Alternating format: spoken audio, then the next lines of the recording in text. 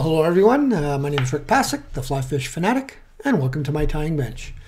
Today we'll be tying a small minnow pattern. I've been tying all kinds of minnow patterns in the last few years. This one I actually saw a variation of online the last couple of weeks here. So the early April here of 2021. Sorry, I don't need 2020 again. So it's like I said, it's a slight variation of what I saw there, and I've just made it to adapt to fit our waters here in Western Canada. So without further ado, I will show you. That's roughly what we'll be tying. So I did run out of eyes. There's supposed to be two little eyes on here. I tried to paint them on in black, but they don't look very good. So I ran out of the smaller eyes.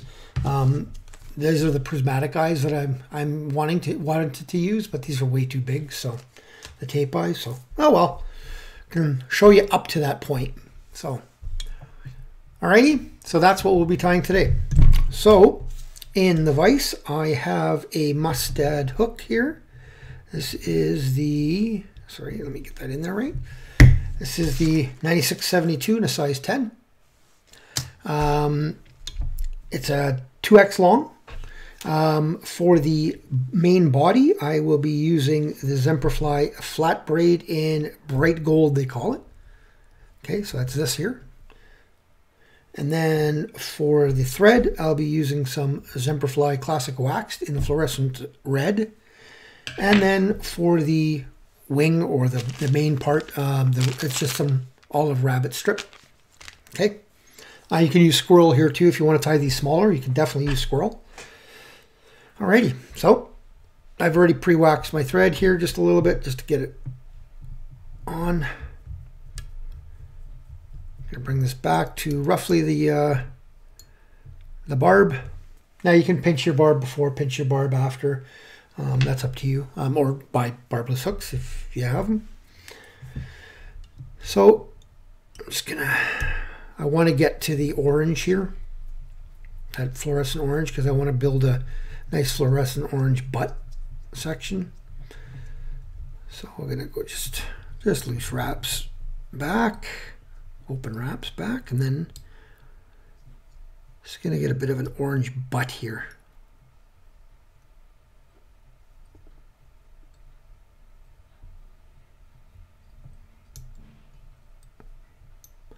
My tie-in point for my rabbit zonker is going to be right about there, maybe a little bit further forward. It's just halfway between the tip of the hook and the barb. So that's where I will be tying in my zonker later. But I kind of do these flies in two stages. I already pre-tied the first stage. I have it ready already, and you guys will see why in a minute. So take my flat braid. This stuff is really cool. I love this stuff because it doesn't build up too much of a body, but it covers a lot of area. And whether it comes in so many different color schemes as well. I really, really like it.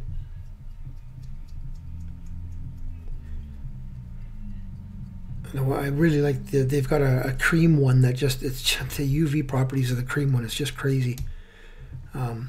So now I'm just going to hold this forward a bit, and I'm going to tie this in behind here, and that's where I'm going to leave it for now.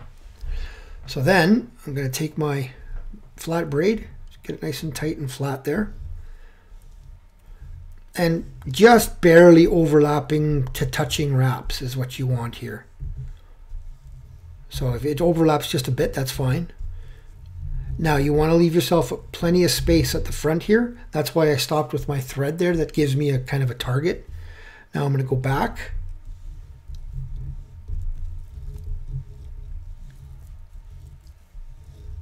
About there, and forward again.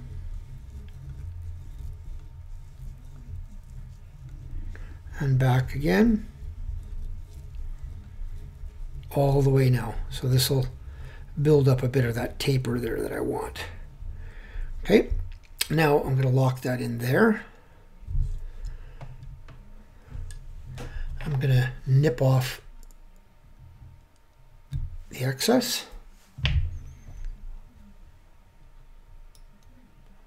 Just tie that in so it's got a nice bit of a orangey. Oh, and I just unhooked that there. Yeah, I did. No, I didn't. I frayed it a bit. That's okay. I can cut that off. Okay. So now this portion, after I nip that off, will be done. So now I'm just going to do a whip finish back here. And it helps to have one of these larger whip finishers to do this, just so you can get right back there, or you can do it by hand. But just so you guys can, for those that don't know, that's, I'll show you guys in the smaller window, that's in comparison to a regular one, right? So maybe you can see it here. In comparison to that's the regular one, and that's the bigger one, so it's quite a bit bigger. Okay, so I'm just gonna clean off that little fray there. Again, you won't really even see that once I'm all done, but just because I'm gonna clean that fray off. There we go. That's not too bad. So now what I'm going to do is I will take my UV resin and I'll do a good coat of, this is the Gulf Thinman.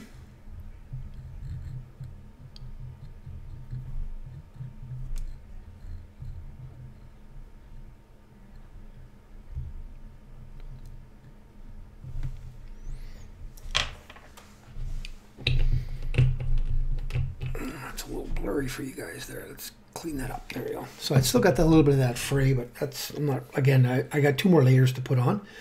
I'm not going to do all 3 layers because that'll take forever to cure, and then I got to do Sally Hansen's and da-da-da-da-da.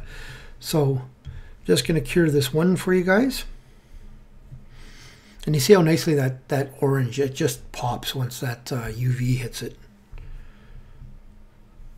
Okay, so that's done. Now, like I said, I would put a couple more coats on, but with the magic of video, it's all done already. So that one's already got the 3 coats of UV and 1 coat of Sally Hansen's on it, and it's been drying for a couple hours, so all ready to rock. So now I'm going to go back to the back, and I'm going to start my tying thread in here again. I'm going to go down onto the right onto the hook as well, and bring it back up a bit. I'm going to take my piece of Zonker. Obviously, you don't want it laying this way. You want it laying this way because you want the hairs to be flowing backwards.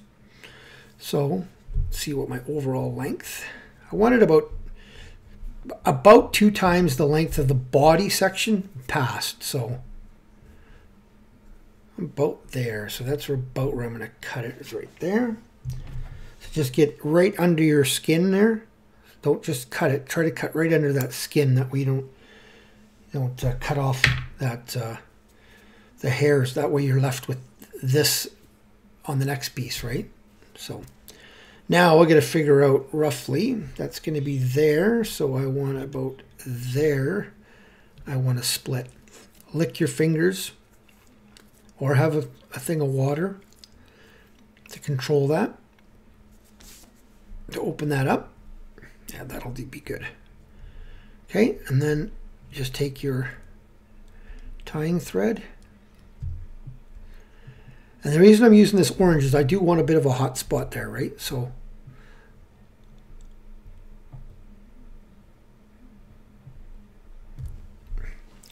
that is that. Now again,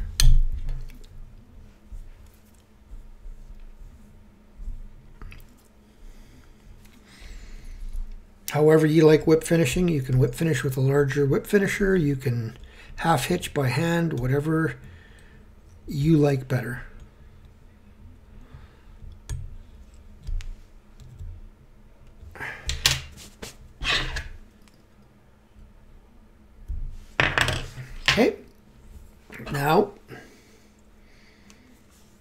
going to start my thread at the front. Hold that back.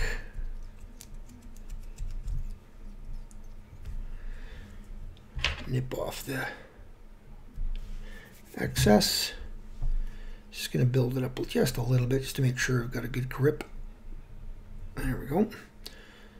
So now I'm going to pull that over, get my length right about there. So I'm just going to open that up. I do want to catch some of these hairs because that'll help lay it back.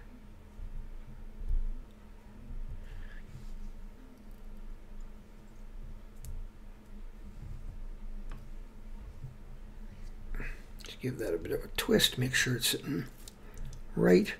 Yeah, you constantly having to wet this stuff unless you really wet it, but it always likes getting frizzy. So now take your scissors and just nip nice and close there without nipping off your thread, and finish off your head.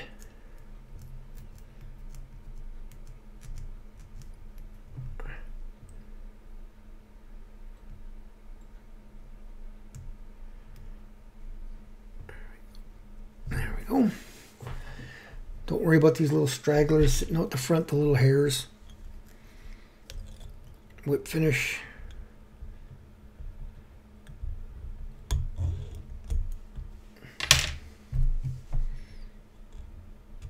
Nip it off. Get your trusty lighter. Hold everything back. Just give it a little zap and that'll clear all those hairs out. And now you can, like I said, I would put either right on the orange or just on the end of the body there. You can put like right. I'll point with this. Right about here, you can put a set of eyes, right? So that is the finished fly.